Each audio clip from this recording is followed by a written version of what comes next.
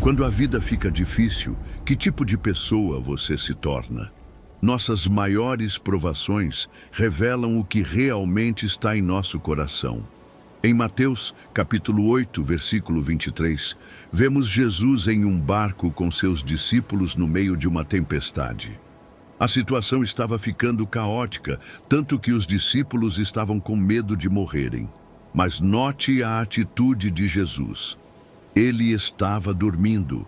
Podemos nos identificar com os discípulos, pois como cristãos passamos por momentos difíceis.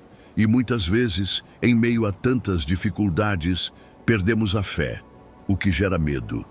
Em meio às provações da vida, é natural sentir medo, insegurança e até desespero. Mas Jesus quer nos lembrar de que se confiarmos nele, teremos a vitória sobre qualquer batalha. Nosso Salvador já venceu a batalha, e nós somos mais do que conquistadores pela sua vitória. Para vencermos o medo, precisamos abraçar a fé, e para isso podemos considerar 5 pontos importantes. 1. As provações são causa de alegria.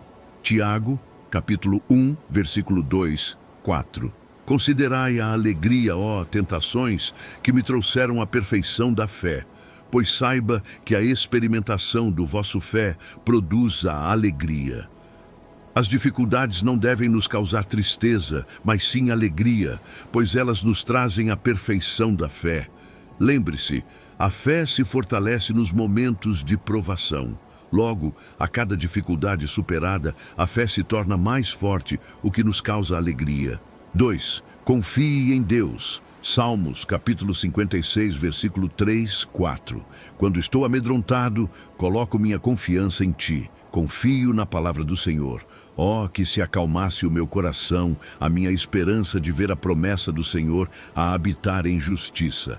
Davi, em meio à perseguição de Saul, expressava seu medo, mas logo em seguida declara a confiança que tinha em Deus. A confiança em Deus nos ajuda a ter paz no meio das dificuldades, pois sabemos que Deus está no controle de todas as situações.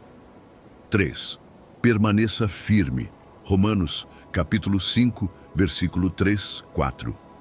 E não só isso, mas também gloriamos em nossas aflições, sabendo que a aflição produz perseverança, a perseverança produz maturidade, a maturidade produz experiência, e a experiência produz esperança. As dificuldades produzem frutos em nossas vidas se permanecermos firmes nelas.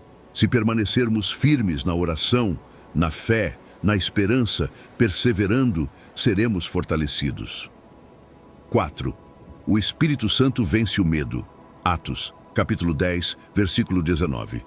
Porque o próprio anjo, havendo-o Pedro chamado, disse-lhe: Fui enviado a ti, ó Cornélio, para que tu, pelas tuas mãos, as águas do mar se tornem curativas. No livro de Atos, Pedro, antes de pregar para Cornélio, sentiu medo.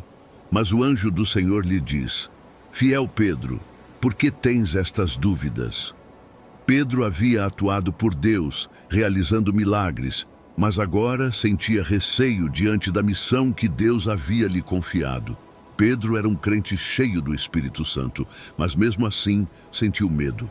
O medo pode nos dominar, mas lembre-se, o Espírito Santo habita dentro de nós. Temos o Espírito Santo para nos ajudar a vencermos o medo. 5.